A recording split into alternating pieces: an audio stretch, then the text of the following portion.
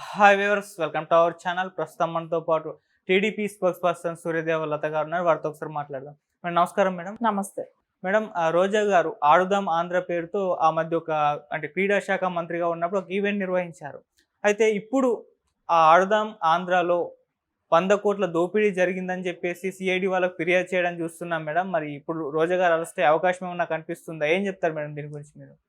అంటే ఇప్పుడు రోజా గారు అంటే మనకు ఒక్కదానిలోనే దొరికింది. అవును. ఇంకా ఎన్నున్నాయో తెలీదు కదా! ఒక్కదానిలోనే 100,00,00,000 దొరికింది అనంటే ఆవిడ ఇంకా ఎన్ని ఈవెంట్స్ చాలా చేసింది. పర్యాటక శాఖ మంత్రిగా ఉన్నప్పుడు. సో, ఎన్ని రకాలవి ఇంకా బయటొస్తాయనేది ఇక్కడ మనకు అర్థమవుతుంది. సరే, దానికి శాబు చైర్మన్‌గా వచ్చి బైరెడ్డి సిద్ధార్థ రెడ్డి కూడా ఉండటం గానివ్వండి, వీళ్ళిద్దరూ కలిసి చేసిన పనులే ఇవన్నీ కూడా.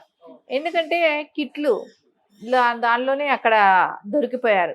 ఆ కిట్లు ఆర్డర్ ఇచ్చినామని చెప్పి, ఎక్కువ ఆర్డర్ ఇచ్చినామని చెప్పటమును, అక్కడ దానికి సరైన ఇది తీసుకురాకపోవటము, అది పంచకపోవటము, కానీ బిల్లు మటుకు 100,00,00,000 ఉండటం అనేది ఎవరికి అంటే అది తెచ్చిన ఇవి కూడా బిల్స్ కూడా ఉండాలి కదా!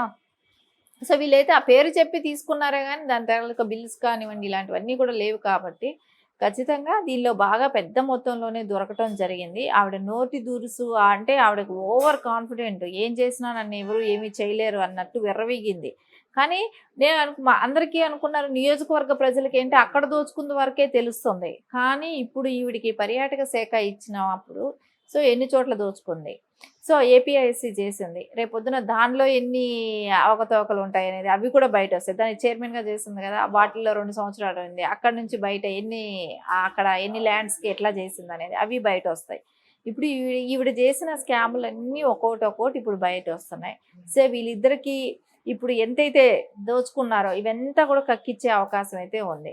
ఇప్పుడు నారా చంద్రబాబు నాయుడు గారు ఎలా అంటే ఆయన ఏదైతే చెప్పారో హామీలు ఇచ్చారో అవన్నీ ఇప్పటికే కొన్ని పాటించడం కూడా జరిగిపోయింది. స్టార్ట్ అయిపోయింది వర్క్ అంటూ. సో ఇప్పుడు ఎవరెవరైతే వీళ్ళందరూ దోచుకున్న వాళ్ళ దగ్గర అందరి మీద అంటే మొన్న ప్రమాణ స్వీకారం అయింది. నిన్న వెళ్ళి ఆయన సీట్లో కూర్చోవటం జరిగింది. సెక్రటరియట్‌కి వెళ్ళటం జరిగింది. పరిపాలన అంటూ ఇంకా స్టార్ట్ అయిపోయింది. సో వీళ్ళు ఎవరెవరైతే ఏం చేశారనేది అయితే ఎంతెంత దోచుకున్నారో లెక్కలతో సహా అన్నీ బయటొస్తాయి. సో ఆ దోచుకున్న డబ్బంతా తీసుకొస్తేనే మనకు రాష్ట్రం అంటే వీళ్ళు అప్పులు చేసి తెచ్చిన డబ్బంతా వీళ్ళు తలా కాస్త పంచుకున్నారు ఇక్కడ. ఇవన్నీ ఇప్పుడు బయట వస్తున్నాయి. మేము ఇది చేసాం అది చేసామని చెప్పటమే కానివ్వండి, ఎక్కడ దాన్ని చేసిన తాలూకా బిల్స్ కానీ ఇవన్నీ కూడా ఉండాలి. కొన్ని ఫైల్స్ తగలబెట్టేసిందని కూడా అంటున్నారు. ఆ తగలబెట్టేసిన ఇవే కానివ్వండి ఇవన్నీ బయట రావాల్సిన అవసరం ఉంది. సో ఖచ్చితంగా ఇప్పుడు ఇవన్నీ తెలిసి బయటొచ్చిన తర్వాత ఆవిడకి జైలు జీవితమే. ఆవిడ కూడా కేసుల్లో ఇరుక్కోవటం, తిరగటం ఇవన్నీ అయితే ఖచ్చితంగా అనిపిస్తుంది. మేడం, మీరు చూసుకుంటే ఈ మధ్య కాలంలో రోజా గారి పైన ఒక రూమర్ అయితే వినిపిస్తుంది. ఆమె బీజేపీలోకి జంప్ అవ్వడానికి అవకాశం ఉంది. అంటే ఇవన్నీ భయాలతోనే ఆమె బీజేపీలోకి షిఫ్ట్ అవ్వడానికి ప్రయత్నిస్తుంది. అందుకోసమే కిషన్ రెడ్డి గారు ఒక్కరికి మాత్రమే శుభాకాంక్షలు తెలియజేయడం కూడా చూసాం. మరి వెళ్ళే అవకాశం ఏమన్నా ఉందంటారు మేడం బీజేపీ? ఇప్పుడు ఖచ్చితంగా అట్లాంటి ప్లాన్లు ఎందుకు చేయదు, చేస్తుంది. చేసిన తప్పుల్ని తలదాచుకోవటానికి వెళ్ళే ప్రయత్నం చేస్తుంది. కానీ ఆంధ్రప్రదేశ్లో బీజేపీలో చేరే అవకాశం ఉండకపోవచ్చు. ఆమెకి అన్ని రాష్ట్రాల్లో ఇల్లులు ఉన్నాయి. ఇప్పుడు టక్కని ఆంధ్ర నుంచి తెలంగాణకైనా షిఫ్ట్ అవ్వచ్చు. ఎందుకంటే కిషన్ రెడ్డి గారితో తరపున మూవ్ చేయాలి అనుకున్నప్పుడు ఆబ్వియస్లీ తెలంగాణకే వచ్చేస్తుంది. తెలంగాణ వచ్చి తెలంగాణ స్టేట్ నుంచి చేస్తాననేది కూడా ఉంటుంది. సో ఇక్కడికి వచ్చి ఇక్కడి నుంచి జాయిన్ అవ్వటం అనేది ఇట్లాంటివి ఏమైనా చేసినా కానీ చేసిన అక్రమాలు తిన్న సొమ్ము ఆంధ్ర సొమ్ము కాబట్టి అది ఎక్కడున్నా కూడా కేసు ఫేస్ చేయాల్సిన అవసరం ఉంటుంది. ఆ బీజేపీకి వెళ్తే మటుకు వదిలేసేస్తే రేపొద్దున ప్రజలు అంటే బీజేపీ వాళ్ళు ఎవరైతే కేసుల్లో ఉన్న వాళ్ళందరినీ బీజేపీ ఆదరిస్తే రేపొద్దున వాళ్ళ పార్టీకి కూడా డ్యామేజ్ కదా. సో ఖచ్చితంగా వాళ్ళు కూడా అట్లాంటివి చేయరని అనిపిస్తుంది. ఒకవేళ వెళ్ళినా కూడా వదిలిపెట్టే ప్రసక్తి అయితే లేదు. సో ఆవిడ తెలంగాణ వచ్చి బీజేపీలో చేరినా, ఒకవేళ తమిళనాడు వెళ్ళి బీజేపీలో చేరినా, ఎక్కడ చేరినా మటుకు అది ఆంధ్ర స్టేట్కి సంబంధించింది, ఆంధ్ర ప్రజల సొమ్ము. సో అదంతా కక్కిచ్చే అవసరం అయితే ఉంటుంది. జగన్ గారు కూడా మొన్న ఒక ప్రెస్ మీట్ పెట్టి మాట్లాడడం చూస్తున్నాం. సో అక్రమ కేసులు మన మీద పెట్టే ప్రయత్నం చేస్తారు, మనం ధైర్యంగా ఎదుర్కోవాలి, నేను అందరికీ కూడా సపోర్ట్గా ఉంటాను, మద్దతుగా ఉంటానని చెప్పేసి చెప్పడం కూడా చూస్తున్నాం మేడం. మరి దీని గురించి ఏం చెప్తారు మేడం? అంటే ఆయన చెప్తున్నాడు కదా, కళ్ళు మూసి తెరిచే లోపల 5 ఏళ్ళు అయిపోయినాయంట, ఇంకొక కళ్ళు మూసి తెరిచే లోపల ఇంకో 5 ఏళ్ళు వస్తాయంట. ఆయన కళ్ళు మూసే పరిపాలించాడు అనేది ఆయన అంతటా ఆయనే చెప్తున్నాడు ఇక్కడ. ఇంకెవరు చెప్పాల్సింది, మళ్ళీ అపోజిషన్ కూడా చెప్పాల్సిన బాధ్యత కూడా లేదు. ఓకే. ఆయన కళ్ళు మూసుకొనే పరిపాలించాడు. సో అందుకే అప్పులు తెచ్చుకోవటం, పంచటం, కొంచెం పంచడం, మొత్తం ఈయన వెనకేసుకోవటమే జరిగింది ఇప్పటి వరకు. ఆయన తెచ్చిన అప్పులో 10% కూడా పంచలేదు. సో 90% ఆయన వెనకేసుకున్నాడు. సో ఇవన్నీ చూస్తా అంటే ఖచ్చితంగా జగన్మోహన్ రెడ్డి ఆయన ఏదైతే ఇన్ని రోజులు చేశాడో అది ఆయన నోటి గుండానే వచ్చింది. ఆయనే చెప్తున్నాడు ఆ మాట. ప్రజలందరికీ కూడా అర్థమైపోయింది కదా, 5 ఏళ్ళు నిద్రపోయాము అని. 5 ఏళ్లలో మన కళ్ళు మూసి తెరిచే లోపల వచ్చేసింది, ఇంకో 5 ఏళ్ళు కూడా అట్టాగే అయిపోతుంది అని ఆయన వాళ్ళకి ధైర్యం చెప్పటం అనేది చూసాము. అంటే అందరూ కూడా బ్లేమ్ చేసేది అక్కడ జగన్మోహన్ రెడ్డి. ఆ పార్టీలో వ్యక్తులు, కార్యకర్తల దగ్గర నుంచి నాయకుల వరకు, ఎంపీలైన వాళ్ళైనా ఎవరైనా సరే బ్లేమ్ చేసే వ్యక్తి, ఏకైక వ్యక్తి జగన్మోహన్ రెడ్డి. జగన్మోహన్ రెడ్డి మూలనే ఈరోజు పార్టీ ఇంత అధ్వాన స్థితికి వెళ్ళిపోయింది అనేది అందరికీ బాధ ఉంది. ఆయన రివర్స్లో ఇలాంటి ఓదార్పు యాత్రలు చేస్తున్నాడు. ఎమ్మెల్సీలను కూర్చోపెట్టుకుని వాళ్ళని ఓదార్చడం జరుగుతుంది.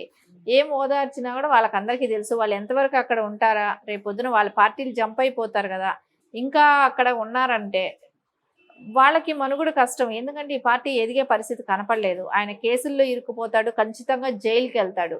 జైలుకి వెళ్ళిన తర్వాత పార్టీ నడిపించేది ఎవరు? సో సజ్జల ఎటు వెళ్ళాడో కనపడడం లేదు. ఆయన మీద ఏమైనా పేపర్ యాడ్ ఇవ్వాలేమో కానీ ఆయన ఇంకా కనపడే పరిస్థితిలో ఒక లేడు. ఇన్ని రోజులు రోజు వచ్చి ప్రెస్ మీట్ పెట్టి మాట్లాడే వ్యక్తి ఈరోజు కనపడటం లేదనంటే సో ఆయన ఎటు వెళ్ళిపోయాడు. సో ఇప్పుడు ఎవరు వీళ్ళకి సమాధానం కూడా, రేపు జైలుకి వెళ్ళిన తర్వాత ఎవరు హ్యాండిల్ చేస్తారు? సో ఆల్రెడీ షర్మిల గారు వాళ్ళందరూ వేరే పార్టీల్లో ఉండటమే కానివ్వండి, ఇక్కడ పట్టించుకునే వాడు కూడా ఉండడు. ప్రజలు కూడా ఆల్రెడీ చిత్కరించుకున్నట్టే కదా. ఇన్ని సీట్లు అపోజిషన్ కూడా లేకుండా మీకు మ్యాండేట్ ఇచ్చారంటే ప్రజలు చిత్కరించుకున్నట్టే. కాబట్టి ఖచ్చితంగా ఇది ఏంటంటే ఆయనకి రాబోయే రోజులకి జగన్మోహన్ రెడ్డి ఇలాంటివి ఎన్ని చేసినా కూడా ప్రజలు నమ్మే పరిస్థితిలో లేరు. అంటే క్లియర్గా ఇప్పుడు మనకు ఆయన పెట్టిన మీటింగ్ మూలానే కూడా అర్థమైంది. ఇంకొకటి ఏమంటున్నాడంటే, నారా చంద్రబాబు నాయుడు గారు ఇప్పుడు ఎందుకు ప్రత్యేక హోదా గురించి మాట్లాడటం లేదు అని అన్నారు. ఈయన ఏం చేశాడు ఇన్ని రోజులు ఈయన ఎందుకు అడగలేదు? అదే పార్టీకి అన్ని చోట్ల వాళ్ళు ఏ బిల్లు పాస్ చేస్తే ఆ బిల్లుకి అంతా మద్దతు పలికాడు కదా. సో అలాంటప్పుడు ఎందుకు అడగలేదు ఆయన? అంటే ఇన్ని రోజులు ఆయనకు అవకాశం వచ్చినా కూడా ఎక్కడ సద్వినియోగం చేసుకోవాలా. కానీ ఇప్పుడు అపోజిషన్ వచ్చిన తర్వాత, అంటే అపోజిషన్ క్యాండిడేట్ కూడా కాదు, ఆయన ఒక ఎమ్మెల్యే అంతవరకే. అంటే మాజీ సీఎం ఆయన కానివ్వండి, ఒక ఎమ్మెల్యే క్యాండిడేట్ అయిన వ్యక్తే కానివ్వండి, ఈరోజు ఇలాంటివి మాట్లాడితే ప్రజలు అసహించుకోరని అనుకుంటున్నాడా? ఇవన్నీ కూడా ప్రజలకు తెలిసిన విషయాలు కాబట్టి ఆయన ఎలా చెప్పుకొని ప్రజల్లోకి వెళ్ళినా కూడా ప్రజలు హర్షించేటట్టు అయితే లేరు. మనం ఇప్పుడు మన రోజా గారు ఎన్నికల ఫలితాల తర్వాత అజ్ఞాతంలోకి వెళ్ళిపోవడం మనం చూస్తున్నాం. ఆడుదాం ఆంధ్రలో ఇప్పుడు దోపిడీ జరిగింది అంటున్నారు కదా, మరి ఈ కేసు పైన మన బయటకు వచ్చి మాట్లాడతారా? లేకుంటే సిఐడి వాళ్ళు రంగంలోకి దిగి అరెస్ట్ చేసేంత వరకు ఆమె బయటకు రాకుండా ఉంటారా? మరి ఏం జరగచ్చు అంటారు? అంటే ఇప్పుడు చేసిన దొంగ దొరికిపోయినప్పుడు ఖచ్చితంగా అయితే ఆవిడకి ముందే ఓడిపోయిన తర్వాత కొంచెం బయట రావటం మానేసింది. సో చెన్నైలో ఉంటుందని కొంతమంది అంటున్నారు. సరే ఇప్పుడు ఏమంటే ఎక్కడున్నా అయితే కేసు అనేది అయితే ప్రపంచంలో ఎక్కడున్నా తీసుకొస్తారు కాబట్టి దానికైతే ఫేస్ చేయాల్సిన అవసరం ఉంది కదా, ఖచ్చితంగా ఫేస్ చేస్తుంది ఆవిడ. ఇవేమీ తప్పదు.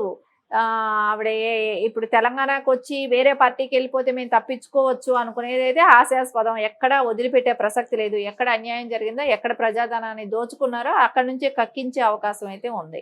సో ఆవిడ ఎక్కడ వెళ్ళినా ఆవిడ మీద ఉండే కేసులు అయితే ఆవిడకు ఉండనే ఉంటాయి. లోకేష్ గారికి గతంలో అనుభవం ఉంది కాబట్టి సో ఆయనకి ఉన్న అనుభవ రీత్యా ఆయన సక్సెస్ఫుల్ గా చేయగలుగుతారు కూడా ఇది. అందుకని బాబు గారు కరెక్ట్ గా ఆలోచించారు. లోకేష్ గారు అయితేనే దీనికి యాప్ట్, కరెక్ట్. ఇది యువతలో కూడా ఒక ఎంకరేజ్మెంట్, ఉత్సాహం కూడా ఉంటుంది. సో రేపు పొద్దున 4 దేశాలు తిరిగి 4 కంపెనీలు తీసుకొస్తారు. లోకేష్ గారికి గత అనుభవం కూడా ఉంది కాబట్టి సేమ్ పోర్ట్ఫోలియో ఇస్తే సో ఆయన సక్సెస్ఫుల్గా దాన్ని రీచ్ అవ్వగలుగుతారు కూడా. కాబట్టి ఆయనకి అది కరెక్ట్ యాప్ట్గానే ఇచ్చినట్టే కనపడుతుంది. సో ఇంకోటి, ఆయనకి గతంలో ఆయన తీసుకున్న ఏ పోర్ట్ఫోలియో కూడా సక్సెస్ఫుల్గా కంప్లీట్ చేశారు. సో ఆయనకి అలాంటి పేరు కూడా వచ్చింది కదా. సో ఇప్పుడు కూడా అలాంటిదే లోకేష్ గారు తీసుకున్న ఏ పోర్ట్ఫోలియో అయినా కూడా సక్సెస్ఫుల్గా కంప్లీట్ చేస్తారు. రేపు పొద్దున చాలా కంపెనీస్ కూడా ఆంధ్రప్రదేశ్కి వస్తాయి. యువతకు అందరికీ కూడా ఉద్యోగ అవకాశాలు వస్తాయి. పక్క రాష్ట్రాలకు వెళ్ళి పని చేసుకునే అవసరం లేకుండా ఏపీలోనే వాళ్ళకి మంచి ఉద్యోగాలు వచ్చే అవకాశం ఉంటుంది కదా. Okay, thank you so much. Thank you.